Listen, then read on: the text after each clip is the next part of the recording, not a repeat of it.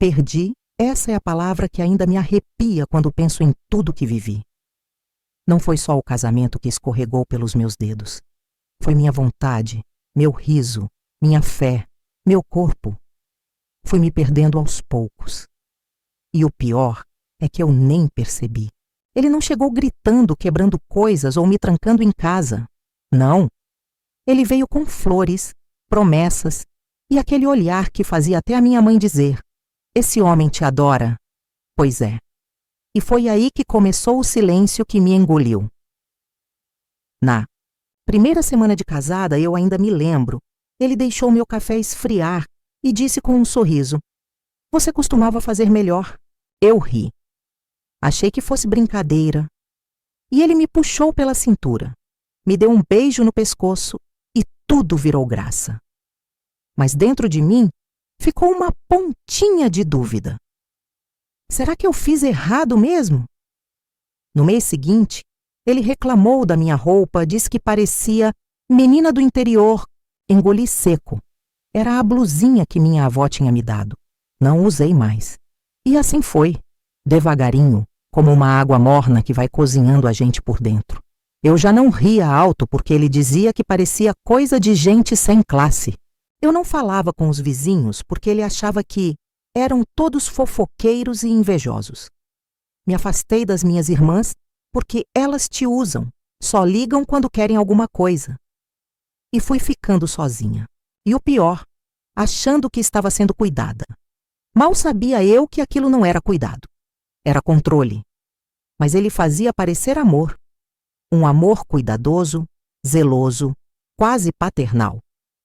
Dizia que eu era sensível demais, que me emocionava por pouca coisa, que eu era fraca. E eu comecei a acreditar. Comecei a achar que ele era forte, que ele me ensinava a viver, quando na verdade ele me apagava. Minha mãe morreu achando que eu era feliz. Morreu sem saber o que eu vivia dentro daquela casa de janelas fechadas e silêncio profundo. Ela adorava ele, e ele sabia disso. Por isso fazia questão de ser gentil na frente dela. Me dava flores nos aniversários, tirava fotos sorrindo, fazia questão de ser o genro perfeito. E quando ela ia embora... quando ela ia embora, ele mudava. Não gritava. Mas o olhar mudava. E eu sabia. Sabia que viria alguma crítica, alguma comparação, algum gesto de desdém. No 3º ano de casada, eu parei de pintar as unhas, porque ele dizia que cor forte era vulgar. Parei de sair sozinha, porque ele dizia que mulher casada não tem que ficar batendo perna. Parei de sonhar, porque ele ria quando eu falava que queria voltar a estudar. Dizia que era tarde, demais para mim, que uma mulher de verdade se realiza dentro de casa. E eu, como uma tola, fui acreditando, achando que aquilo era sabedoria, achando que ele estava me poupando do fracasso. Os anos passaram e eu fui murchando. Não sei dizer o dia exato em que perdi o brilho dos olhos, mas aconteceu. Talvez tenha sido no dia em que ele disse com toda a frieza do mundo que eu não era boa o bastante nem para ter filhos. Eu chorei no banheiro por 3 horas, sozinha, sem som, com medo que ele escutasse e me chamasse de dramática. Ele tinha esse poder, de me fazer ter vergonha até de sentir. Depois desse dia, nunca mais tentei engravidar. Achei que era melhor assim, que eu realmente não servia para isso. E ele reforçava essa ideia.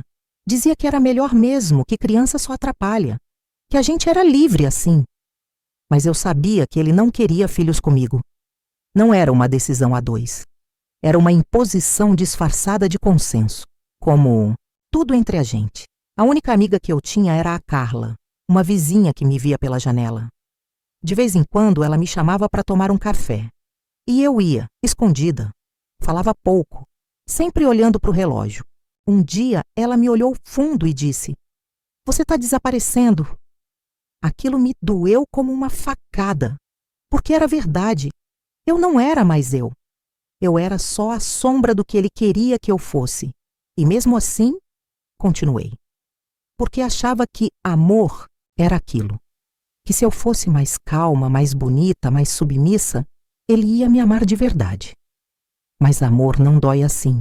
Até que um dia, ele trouxe uma amiga do trabalho para jantar, uma tal de Eliane, linda, loira, elegante, e eu me senti um trapo do lado dela.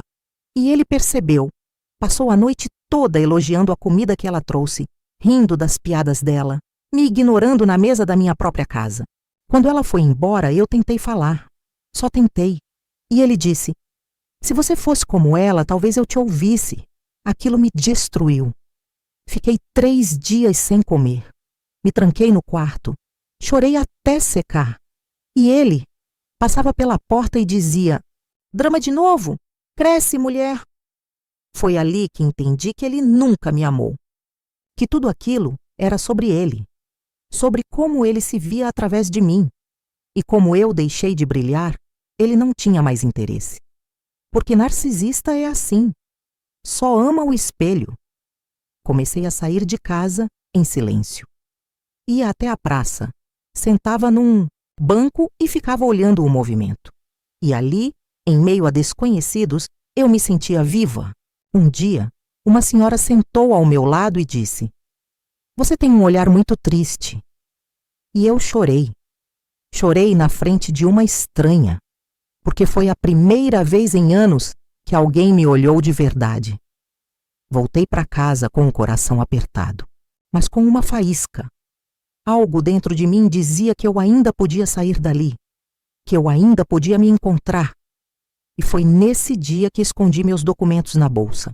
Comecei a juntar moedas, escondidas, porque até o dinheiro ele controlava. Eu não podia nem comprar um batom sem pedir. E aquilo me dava nojo, dele e de mim. No aniversário de casamento, ele me deu um espelho. Disse que era para eu me arrumar melhor. Sorri, agradeci. Mas por dentro, algo morreu. Eu sabia que era meu último aniversário com ele. Fingi a noite toda. Fingi gostar. Fingi ser feliz. Mas já estava decidida. No mês seguinte, fugi. Com uma mala pequena, o coração em pedaços e uma vontade enorme de recomeçar. Fui para a casa da Carla. Fiquei lá por 2 semanas. Ele me ligava, mandava mensagem, dizia que eu era ingrata, que estava fazendo drama, que ele era um bom marido. Mas não fui mais a mulher fraca que ele conhecia. Não respondi, não chorei, não voltei. Hoje, moro num lugar simples. Trabalho como atendente, num mercadinho, voltei a estudar. E estou aprendendo a me amar. Ainda tenho medo, ainda tenho pesadelos, ainda me pego calando minha própria voz. Mas aos poucos, tô voltando. Tô me lembrando de quem eu era antes dele, antes de me perder. E se você que está ouvindo essa história acha que isso não é abuso, que ele nunca me bateu, que eu podia ter saído antes, saiba que o pior cárcere é aquele que a gente nem vê. É o que entra pela alma e muda até nossa respiração. Eu não era livre. Eu era treinada para obedecer. Se você também já passou por uma história parecida, confere se está inscrito aqui no canal e deixa nos comentários o que você faria no meu lugar. Teimosia não foi ela que me manteve em pé depois de tudo. Porque mesmo com medo, mesmo duvidando de mim, tinha um canto escondido dentro do meu peito que gritava: vai! E eu fui. Mas não foi bonito, não. Não foi daqueles recomeços cheios de coragem e aplausos. Foi com vergonha, com frio, com olhares desconfiados, com o peso da culpa me puxando pelos tornozelos. E mesmo assim continuei, porque eu sabia, se voltasse eu não saía mais. Na casa da Carla, dormi num colchão no chão do quartinho dos fundos. Ela dividia o pouco que tinha comigo, e eu me sentia uma inútil. Queria trabalhar logo, ajudar, pagar meu lugar no mundo. Mas meu RG ainda estava com ele. E minha carteira de trabalho? Rasgada. Nunca entendi por quê. Mas ele dizia que mulher dele não precisava disso. Então precisei correr atrás de tudo de novo. E cada fila de repartição pública era um lembrete. Eu tinha deixado minha identidade morrer com aquele casamento. Carla me olhava com pena, mas nunca disse nada. Só fazia o café mais forte de manhã, deixava um pãozinho do meu lado e dava espaço. Às vezes, no silêncio da noite, eu escutava ela chorando no banheiro. E me doía pensar que eu era mais um fardo para ela. Um dia, tomei coragem e falei: se quiser que eu vá embora, eu entendo. Ela me olhou como quem leva um tapa. Você não vai a lugar nenhum, não agora. E naquele instante, senti algo que não sentia fazia anos: pertencimento. Eu não era um incômodo, eu era alguém de verdade. De novo. Os primeiros dias tentando emprego foram humilhantes. Minha voz tremia, as roupas todas antigas, e o medo de que alguém me reconhecesse, de que ele viesse atrás, me paralisava. Mas Carla me ajudava a treinar respostas, me ensinou a andar com a cabeça erguida. Você é mulher, não é rato, ela dizia, e eu tentava acreditar. Até que uma senhora num mercadinho do bairro me deu uma chance. Comecei como auxiliar de limpeza, salário mínimo. Mas o que me pagaram naquele mês foi mais digno do que tudo que aquele homem me dava em troca da minha liberdade. Lá no mercadinho conheci gente simples, um senhor que contava piadas ruins, uma moça que me trazia pão de queijo escondido, uma menina que me chamou de tia bonita. E pela primeira vez em muito tempo, me vi no espelho sem desprezo. Ainda era eu ali, cansada, abatida, mas viva. E foi nesse mercadinho que conheci o João, um cliente, calado, discreto. Sempre comprava as mesmas coisas: leite, pão e maçã. Me olhava com respeito. E isso para mim já era raro. Passaram-se semanas, e ele começou a puxar conversa. Perguntava sobre o tempo, sobre o bairro, e eu respondia seca, porque o medo ainda morava em mim. Mas aos poucos, fui soltando uma risada, um comentário. Ele nunca invadiu meu espaço, nunca pediu meu número, apenas conversava. E aquilo me fazia bem. Era como um vento leve numa tarde quente. Não me sufocava, me refrescava. Mas foi aí que ele reapareceu. O homem que um dia chamei de marido. Estava parado na porta do mercadinho, olhos frios, sem sorrir. Me chamou pelo nome, o nome que ninguém ali sabia. E aquilo me gelou. Ele disse que só queria conversar, que sentia minha falta, que eu tinha exagerado e que era uma loucura essa fase rebelde. Eu tremi. Tudo dentro de mim gritava, mas olhei ao redor.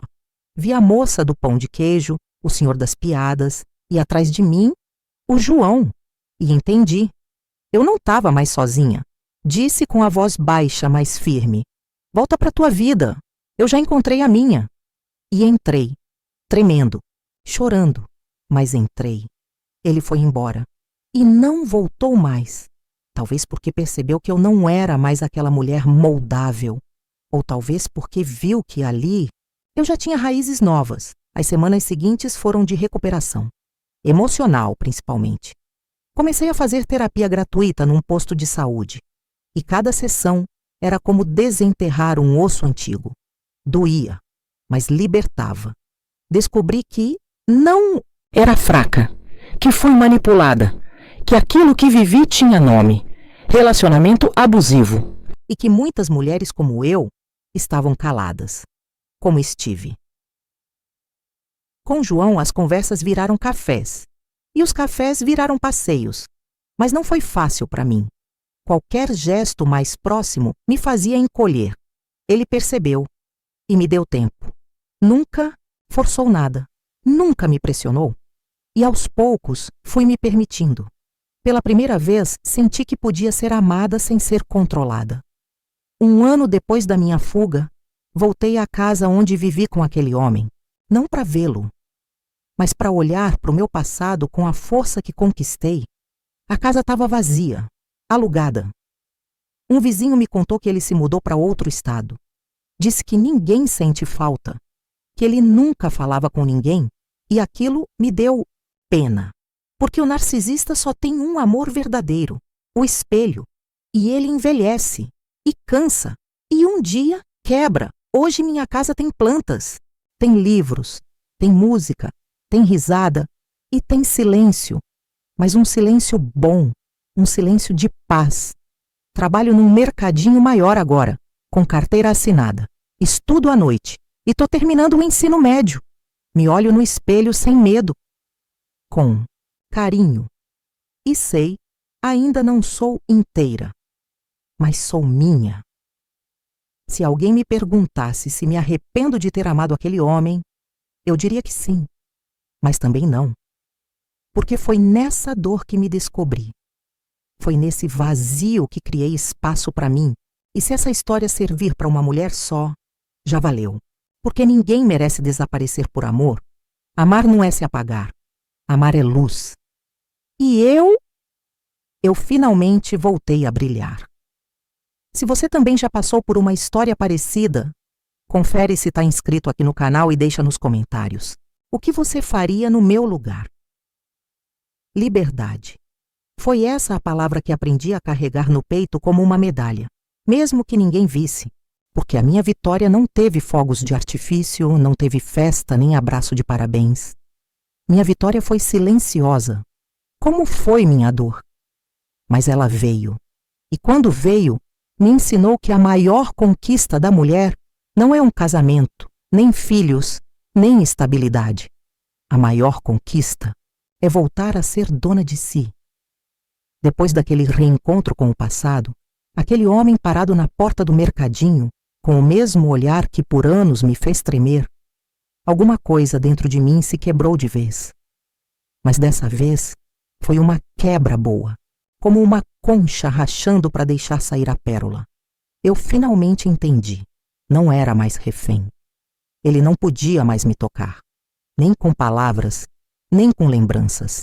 E foi naquele instante, ali atrás do balcão, com as mãos ainda sujas de troco, que senti que a cura estava começando. Mas cura não é um processo bonito. É lento. E exige coragem até para se olhar no espelho. Eu ainda me assustava com o som de passos atrás de mim. Ainda dormia com a luz acesa. Ainda acordava no meio da noite com a respiração ofegante. João percebeu. Nunca perguntou demais. Só oferecia presença. Um pão quente de manhã, um bilhetinho dizendo bom dia, coragem. E às vezes, só o silêncio dele me bastava. Porque ele não queria me consertar. Ele só ficava. E isso foi novo para mim. Na terapia, a moça me dizia que eu precisava resgatar minha história.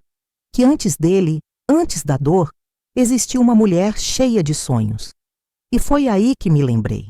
Eu queria ser professora.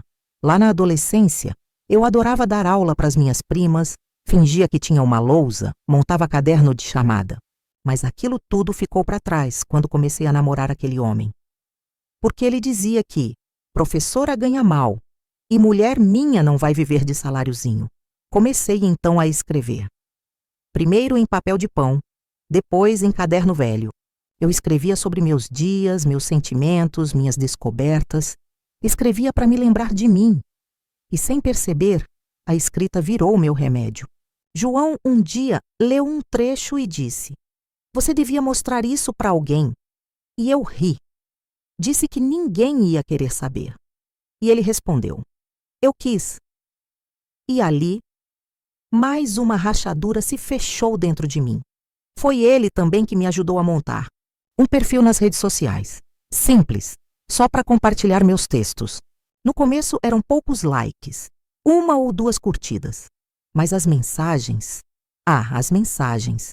Mulheres que diziam: "Parece que você contou minha vida." Outras que confessavam: "Eu ainda tô presa, mas lendo você, eu me vejo." E aí eu entendi. Eu não era caso isolado. A gente só é silenciada em grupo, porque somos muitas, mas fomos ensinadas a calar. O mercadinho virou meu campo de reencontro com o mundo. Um menino chamado Pedro, filho da dona, adorava me ajudar. Tinha só 10 anos, mas parecia um anjo disfarçado. Me abraçava de repente e dizia: "Tia, você é legal." E eu chorava por dentro, porque por anos ouvi que eu era sem graça, sem brilho, sem futuro.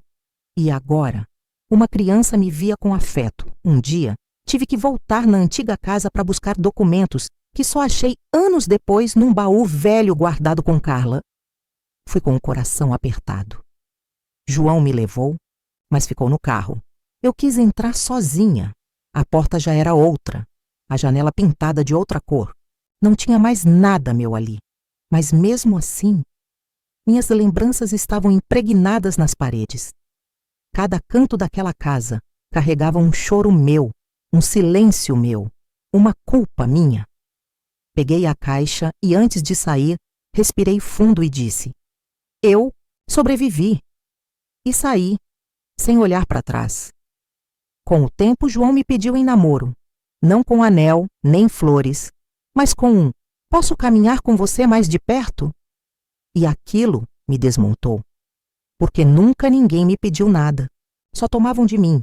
E ele pedia, com calma, com cuidado. E eu disse sim, com medo, mas com vontade. Voltei a estudar com bolsa numa escola noturna do bairro. Sentava na frente, fazia anotações, me sentia importante. Uma professora chamada Silmara me disse: você escreve bem, já pensou em fazer faculdade? E aquilo me pareceu tão distante, mas tão possível. Comecei a pesquisar. Letras, licenciatura.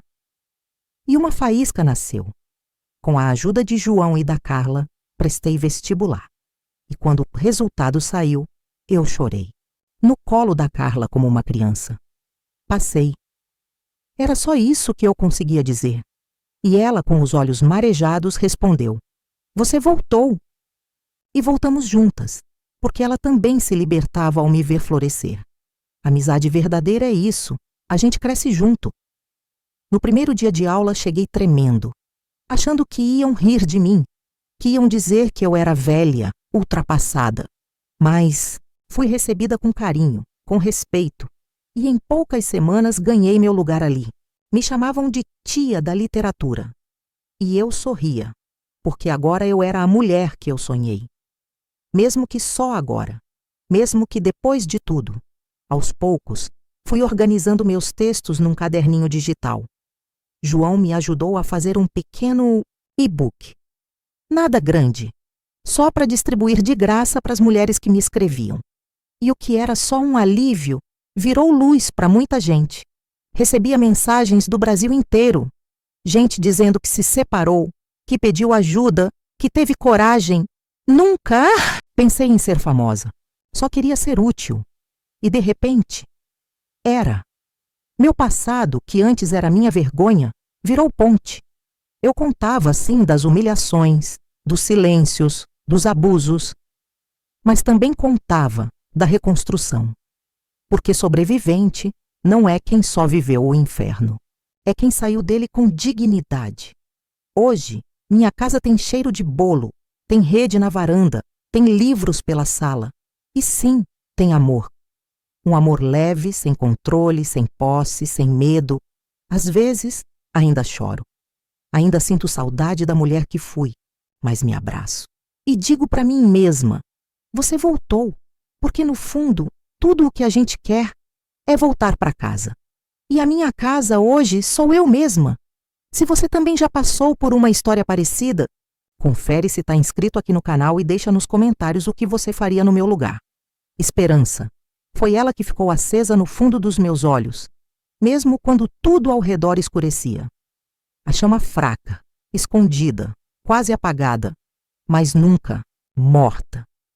Eu nem sabia que ela ainda existia, até ver meu nome naquela lista do vestibular. E foi ali que entendi.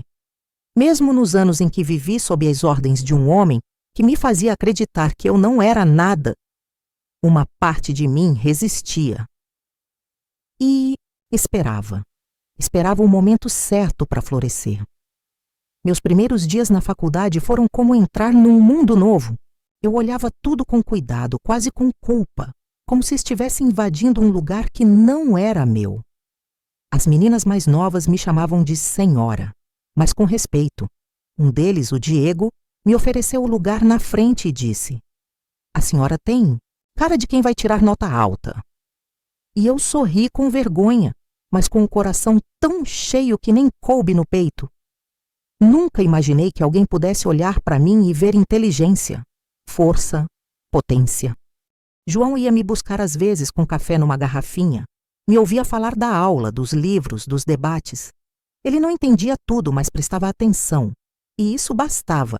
Às vezes me via nervosa antes de uma prova e dizia: "Você já venceu coisas muito maiores do que isso." E era verdade, porque nenhum teste era mais difícil do que reaprender a me amar. Nenhuma nota importava mais do que aquela que eu dava para mim mesma no espelho toda manhã. Você está viva. Você merece. Carla, que sempre foi mais do silêncio do que das palavras, me dizia com os olhos tudo o que o coração sentia. Ela começou a costurar panos de prato com frases dos meus textos. Vendia na feirinha da praça, e cada um que ela entregava vinha com um pedacinho da minha história. Um dia, uma senhora comprou 3 e perguntou: "Quem escreve essas palavras?" Carla apontou para mim. A mulher me olhou, sorriu e disse: "Você dá voz para gente como eu." E eu chorei. Chorei como criança, porque por tanto tempo eu acreditei que a minha voz não servia para nada. E foi aí que tudo começou a mudar de verdade. Recebi um convite de uma escola pública para fazer uma palestra sobre violência emocional. Eu, que por anos fui calada, agora ia falar. Fiquei 3 noites sem dormir, ensaiando, escrevendo, apagando, chorando. João dizia: "Fala do que você conhece, do que você viveu. Você é a sua maior prova." E no dia da palestra, quando peguei o microfone, minhas mãos tremiam, mas minha voz não.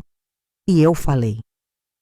Falei da solidão, da vergonha, do medo, mas também da saída, da luz no fim do túnel. E no final, uma menina de 17 anos veio até mim e disse: "Você me salvou hoje." Depois disso, vieram outros convites, pequenos, mas importantes. ONG, igreja, grupos de apoio, mulheres de todas as idades. Umas choravam, outras só escutavam, mas todas me entendiam, porque ali ninguém precisava explicar o que é ter medo dentro da própria casa. Ninguém duvidava quando uma dizia que não apanhava, mas que sentia dores no corpo inteiro, porque o silêncio, a humilhação, o desprezo também machucam, e muito. Com o tempo, comecei a receber mensagens de outras cidades. Gente pedindo conselhos, gente querendo falar, gente calada há anos, mas que agora se via através das minhas palavras. E foi assim que nasceu o grupo Vozes de Mim, online, pequeno, mas poderoso. Toda semana a gente se encontrava. Eu contava um pedaço da minha história. Elas contavam as delas. E juntas a gente se curava, um pedacinho por vez. No meu 2º semestre de faculdade, escrevi uma redação sobre perdão. Falei sobre mim, sobre ele, sobre o quanto demorei para entender que perdoar não é esquecer. É escolher não carregar mais. E minha professora leu o texto em voz alta. No final, a sala estava em silêncio. E uma colega disse: "Você devia publicar isso." Foi quando comecei a reunir tudo. Meus textos, minhas cartas, minhas memórias. E nasceu meu primeiro livro. Foi Silêncio por Amor, Agora Grito por Mim. Lançamos de forma simples numa livraria de bairro. João organizou tudo. Carla fez os marcadores de página à mão. E naquele dia, eu olhei ao redor e vi rostos que me amavam, que me ouviam, que me acreditavam. Nada doía mais. Só doía de lembrar o quanto eu já tinha sofrido calada. Mas, agora, eu era som. Eu era história viva. Ele nunca mais apareceu. Soube, por conhecidos distantes, que se envolveu com outra mulher e que a história se repetiu. Me disseram que ela também sumiu, que fugiu. E isso me doeu, porque eu sabia o que ela viveu. Tive vontade de escrever para ela, de dizer: "Você não é louca, você não é fraca, você só precisa lembrar quem é." Mas fiquei quieta, porque cada mulher tem seu tempo. E a minha missão era ser farol, não puxar ninguém pela mão. Hoje, acordo cedo, faço café, abro as janelas, agradeço, dou aula em 2 escolas, escrevo à noite. E às vezes ainda me pego olhando para o céu e pensando: será que minha mãe teria orgulho de mim agora? E acredito que sim, porque agora eu sou quem ela sonhou que eu fosse, uma mulher inteira, mesmo depois de ter sido quebrada. Tenho amigas, tenho leitores, tenho alunos que me abraçam no final da aula, tenho João, que continua me olhando como se eu fosse milagre, e tenho Carla, que agora também dá palestras comigo. Sim, a mulher que me deu abrigo agora ergue a voz com firmeza e coragem e diz para as outras: não precisa apanhar para saber que está sendo machucada. Minha história não é de conto de fadas. Não teve príncipe, não teve magia, mas teve renascimento, teve reconstrução, teve luta e, principalmente, teve verdade. Porque hoje eu sei, o amor que me salva é o que eu construí por mim mesma. Se você também já passou por uma história parecida, confere se está inscrito aqui no canal e deixa nos comentários o que você faria no meu lugar. Recomeço. Essa palavra nunca teve tanto peso e leveza ao mesmo tempo. Quando a gente fala em recomeçar, parece coisa bonita de filme, com trilha sonora e final feliz. Mas não é. Recomeçar dói. É perder tudo o que se conhecia e mesmo assim ter que continuar. É olhar para dentro e não reconhecer mais quem a gente foi. E ainda assim, ter que levantar, pentear o cabelo, sair para a vida. Mas é também a coisa mais bonita que alguém pode fazer por si mesma.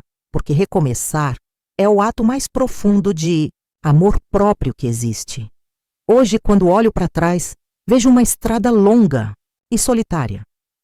Não por falta de pessoas, mas porque ninguém podia andar por mim. Ninguém podia viver minhas dores, nem me salvar. O que a Carla fez, e o João também, foi me dar luz. Mas fui eu que escolhi sair da escuridão. Cada passo que dei, mesmo com medo, foi uma forma de dizer: eu quero viver. E viver depois do abuso é como nascer de novo, mas com cicatrizes. Meu livro, aquele primeiro que publiquei, chegou em mãos que eu jamais imaginei. Uma moça do interior do Pará me mandou uma carta escrita à mão, dizendo que dormia com ele embaixo do travesseiro. Disse que me chamava de Tia Coragem. Eu chorei por dias com aquilo, porque durante tantos anos eu me senti um fracasso. E agora, alguém me via como exemplo, como farol. E isso não tem preço. As palestras aumentaram. As mensagens também. Meu grupo de apoio virou projeto. Hoje temos parceria com uma ONG. Oferecemos escuta, orientação e acolhimento. E sabe o mais bonito? Muitas das mulheres que passaram por ali hoje são voluntárias. Porque é isso que a dor ensina quando é transformada. Ela vira ponte. E é através dessa ponte que outras mulheres passam. Saem do medo. Entram na vida. João me pediu em casamento 2 anos depois. Não com joias, nem com espetáculo. Só me olhou numa manhã qualquer, depois de lavar a louça, e disse: a gente já se escolheu, né? Mas se você quiser, eu queria te chamar de minha mulher, do jeito mais bonito que existe. E eu chorei, porque nunca ninguém me pediu nada, com tanto respeito. Casei de vestido florido no quintal da Carla, com bolo simples e música baixa. Mas foi o dia mais verdadeiro da minha vida. E ainda assim, continuo com os pés no chão. Porque a liberdade que conquistei é como uma planta que precisa de cuidado todo dia. Ainda tenho recaídas. Ainda tenho dias em que ouço a voz dele dentro de mim, dizendo que sou burra, feia, fraca. Mas agora tenho outras vozes também. A minha. A das mulheres que ajudo. A das crianças que ensino. A de João, que me chama de amor com ternura. A de Carla, que agora sorri com o corpo inteiro. Teve um dia, esses tempos, que sentei na rede e olhei para o céu. Vi passarinho, céu limpo, silêncio bom. E me peguei sorrindo sem motivo. E foi ali que entendi. A felicidade não grita, ela sussurra. Ela vem de mansinho depois de muita dor. E quando chega, a gente quase não acredita, mas é real, tá ali. nos pequenos detalhes. Agora sonho em abrir uma casa de acolhimento para mulheres em situação de violência emocional. Um lugar com flores nas janelas, café quente na mesa e alguém para ouvir sem julgar. Porque se eu tivesse encontrado isso antes, talvez não tivesse demorado tanto para me salvar. E se depender de mim, nenhuma outra mulher vai esperar tanto para se libertar. Hoje tenho paz. Não todo dia, mas a maior parte dos dias. E aprendi que isso basta. Amor para mim agora é sinônimo de calma, de escuta, de respeito, de silêncio confortável. Amor é quando a gente não precisa se diminuir para caber. E foi isso que a vida me ensinou. Eu não era demais. Eu só estava no lugar errado, com a pessoa errada, no tempo errado. Mas agora, tudo é certo. E mesmo as cicatrizes viraram mapa, para que eu nunca mais esqueça de onde vim e o quanto custou chegar até aqui. Se você também já passou por uma história parecida, confere se está inscrito aqui no canal e deixa nos comentários o que você faria no meu lugar.